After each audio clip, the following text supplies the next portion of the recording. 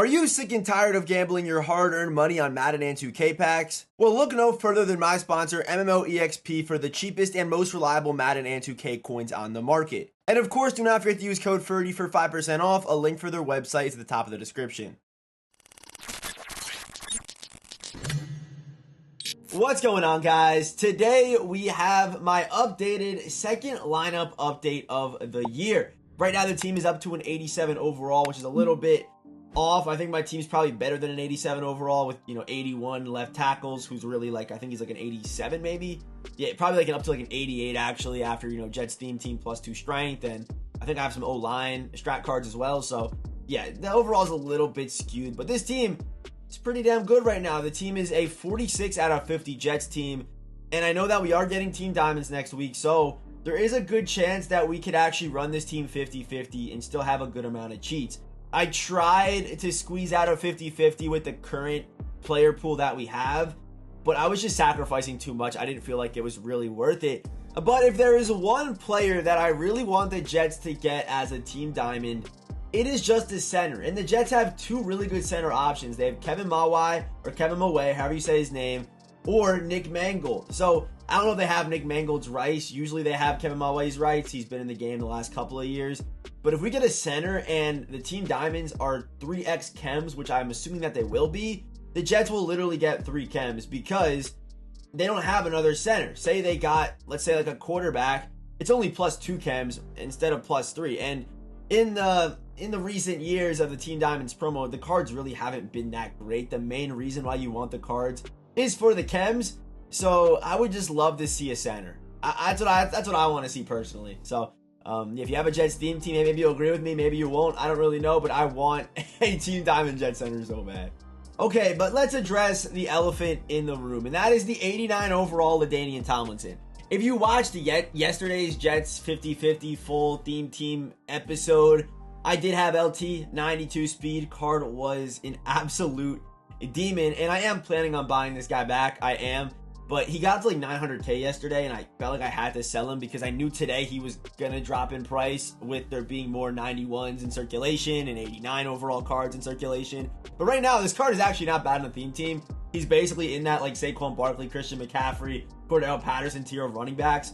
88 speed, 90 acceleration, and still actually does have the 1 AP jukebox, which is pretty cool. So I mean, he's not bad, but don't worry, I will be buying the LADAINIAN Tomlinson upgrade probably tonight for stream because I want to use him. I only sold him because I knew his price was going to drop from 900k.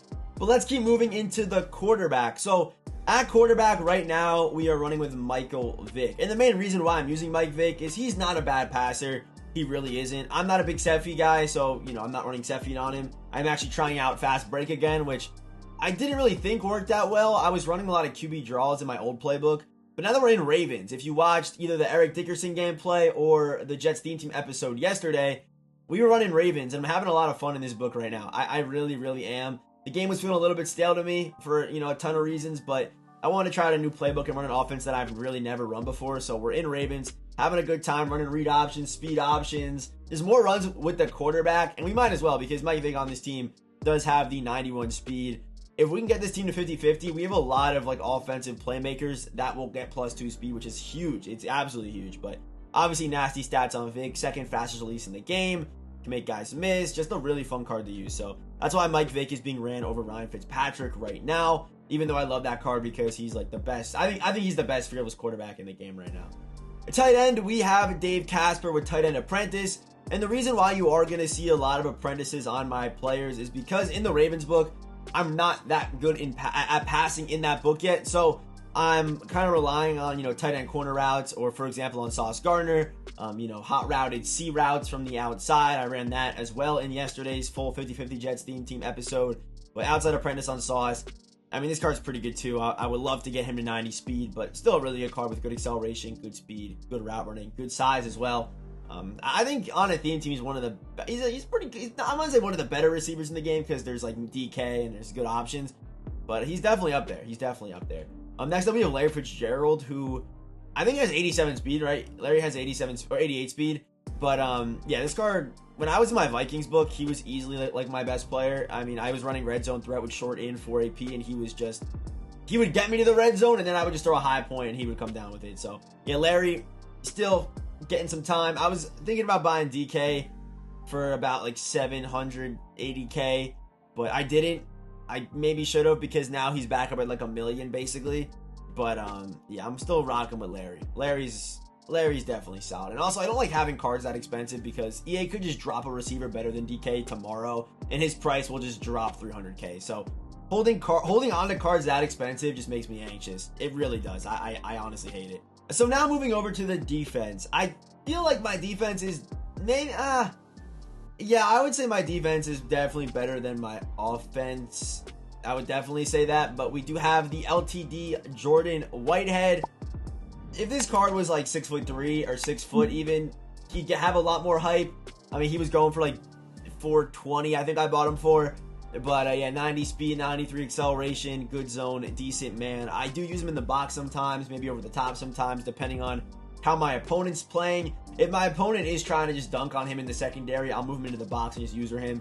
And I'll put Ronnie Lott over the top, who's still pretty decent on the Jets team. You know, he's pretty good. I'll show you his stats here, but he was in the first episode, I would imagine, right? So, yeah, I mean, 87 speed's kind of tough, but he is 6 foot, a little bit bigger. So, I mean, 87 speed, like, he's better in the box, obviously, because if someone just runs a streak, you know, Whitehead can run with it. I don't know if he picks it off, but I like having that extra speed over the top as the last line of defense.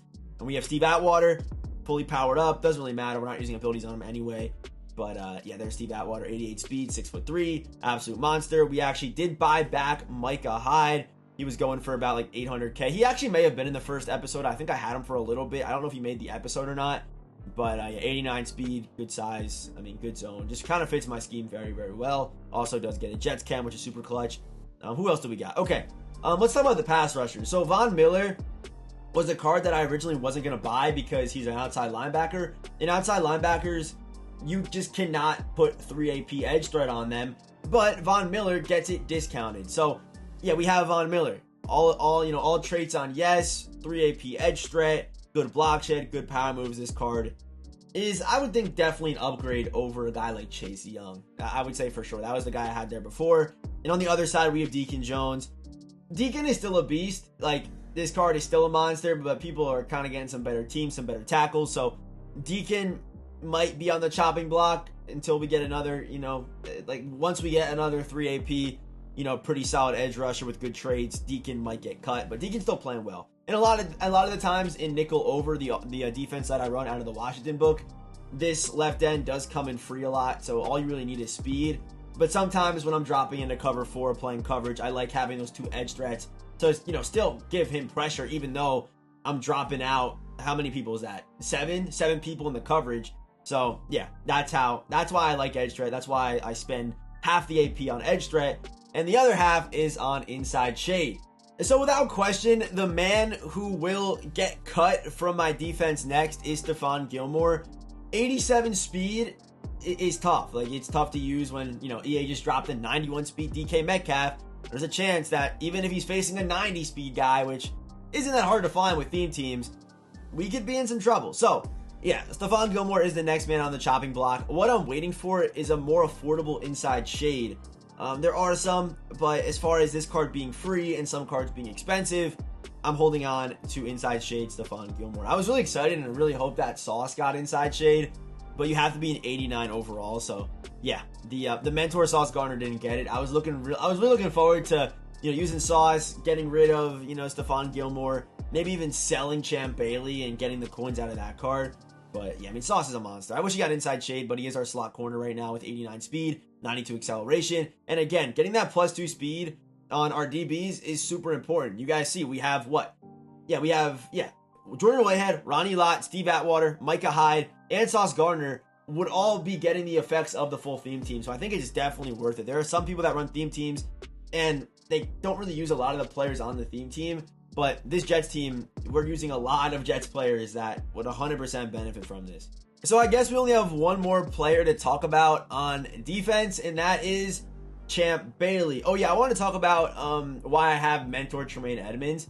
So basically, when I did the gameplays for these cards, I had to, get them. And once you have the mentors, you can't quick sell them. So if we go to offense, I mean, I still have like Justin Fields.